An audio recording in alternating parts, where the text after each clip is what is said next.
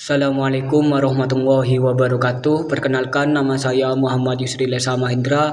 Alamat saya Pasru Jambe Lumajang. Fakultas saya Tarbiyah dan jurusan saya PGMI atau Pendidikan Guru Madrasah Ibtidaiyah. Di sini saya akan menerangkan tentang manajemen kurikulum dan peserta didik pada lembaga pendidikan Islam. Baik, langsung saja kita mulai. Yang pertama, manajemen kurikulum. Manajemen kurikulum adalah proses pengelolaan kurikulum yang meliputi perencanaan, pengorganisasian, pelaksanaan, dan evaluasi. Manajemen kurikulum merupakan bagian dari kurikulum tingkat satuan pendidikan atau KTSP dan manajemen berbasis sekolah atau MBS.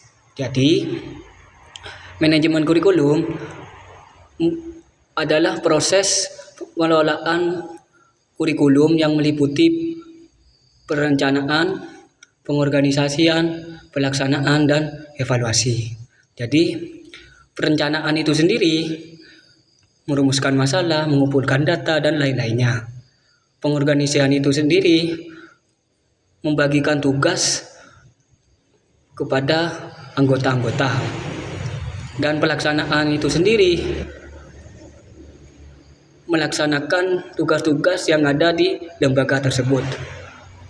Dan evaluasi itu sendiri juga evaluasi saat guru selesai mengajar, bagaimana tanggapan siswa kepada guru saat mengajar di dalam kelas, begitu.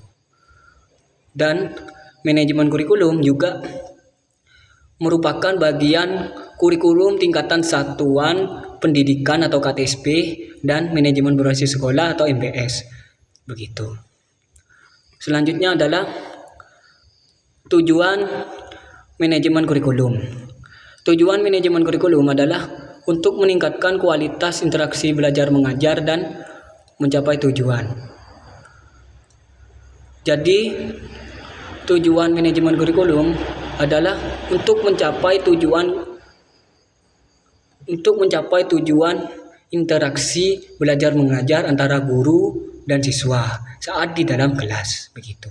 Dan mencapai tujuan pendidikan saat ada lomba-lomba di kabupaten atau kecamatan, begitu. Selanjutnya adalah kegiatan manajemen kurikulum. Kegiatan manajemen kurikulum yang pertama, pembagian tugas guru. Yang kedua, menyusun jadwal pelajaran. Yang ketiga, membuat absensi guru dan siswa. Yang keempat, menerapkan kegiatan ekstrakurikuler. Yang kelima, membuat daftar nilai. Yang keenam, menentukan waktu ujian. Jadi, kegiatan manajemen kurikulum yaitu yang pertama, pembagian tugas pada guru. Jadi, guru sebelum masuk sudah mempunyai tugas masing-masing. Yang pertama, menjadi wali kelas dan menjadi bendahara, sekretaris, dan kepala sekolah, begitu. Yang kedua, menyusun jadwal pelajaran. Menyusun jadwal pelajaran, guru sebelum masuk itu harus menyusun jadwal pelajaran siswa biar nanti kalau sudah masuk enak langsung mencatat di papan tulis untuk jadwal pelajaran tersebut, begitu. Dan yang ketiga, membuat absensi guru dan siswa. Dan juga guru membuat absensi guru dan siswa biar ketemu nanti siapa yang tidak masuk, yang izin dan masuk, begitu. Yang keempat adalah menetapkan kegiatan ekstrakurikuler. Menetapkan ekstrakurikuler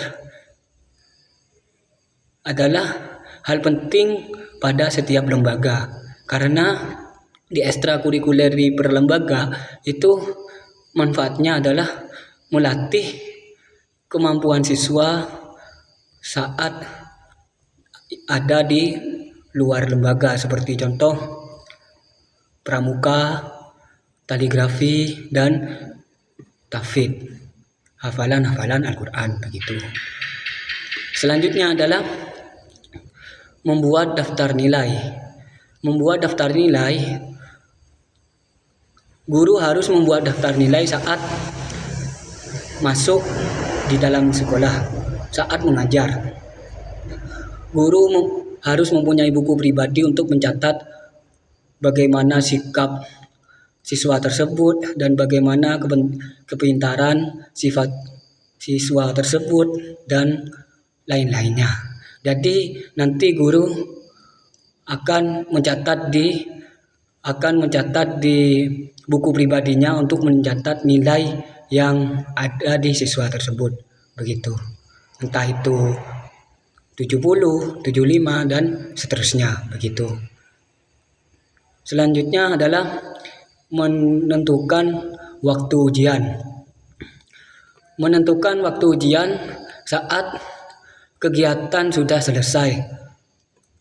Guru mengumpulkan siswa di dalam satu kelas atau dalam satu ruangan untuk mengumumkan kalau tanggal sekian dan sampai tanggal sekian itu ujian sekolah begitu. Selanjutnya adalah peserta didik pada pendidikan Islam. Peserta didik pada pendidikan Islam adalah individu yang memiliki potensi untuk berkembang pada berbasis fisik dan spiritual.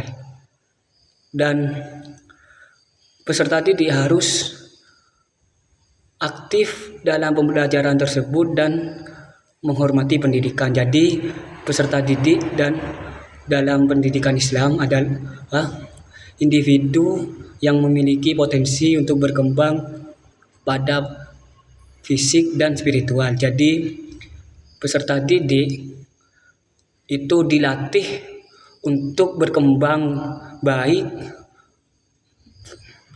di dalam sekolah tersebut untuk mencapai prestasinya, dan juga dilatih untuk berani begitu. Dan juga peserta didik harus aktif dalam proses pembelajaran dan menghormati pendidikan atau menghormati guru dan teman-teman begitu. Selanjutnya adalah sifat ideal peserta didik pada pendidikan Islam, yaitu yang pertama belajar dengan niat beribadah kepada Allah. Yang kedua, bersikap tawadhu atau rendah hati. Yang ketiga, mempelajari ilmu yang terpuji, baik ilmu umum maupun ilmu agama. Jadi, sifat ideal peserta didik pada pendidikan Islam yaitu yang pertama, belajar dengan niat ibadah kepada Allah. Jadi siswa sebelum belajar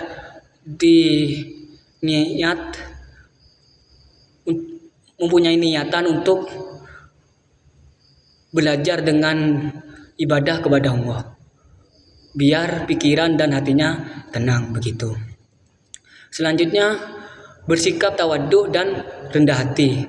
Jadi siswa harus mempunyai sikap tawadhu atau rendah hati kepada guru dan teman-teman, biar ada contoh di masyarakat begitu. Dan selanjutnya yaitu mempelajari ilmu yang terpuji. Mempelajari ilmu yang terpuji sangat wajib dipelajari oleh siswa lembaga, karena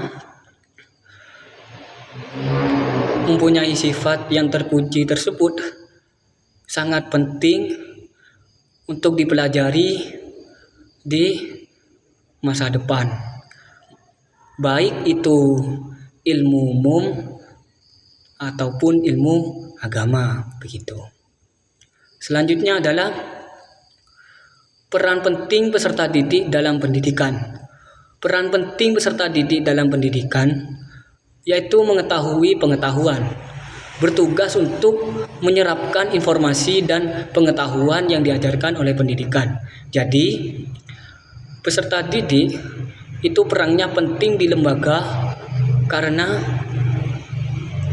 guru harus mengajarkan dan harus betul-betul membiasakan siswa tersebut untuk mengetahui informasi dan pengetahuan yang diajarkan pendidikan. Begitu. Baik, cukup sekian dari saya. Kurang lebihnya mohon maaf. Assalamualaikum warahmatullahi wabarakatuh.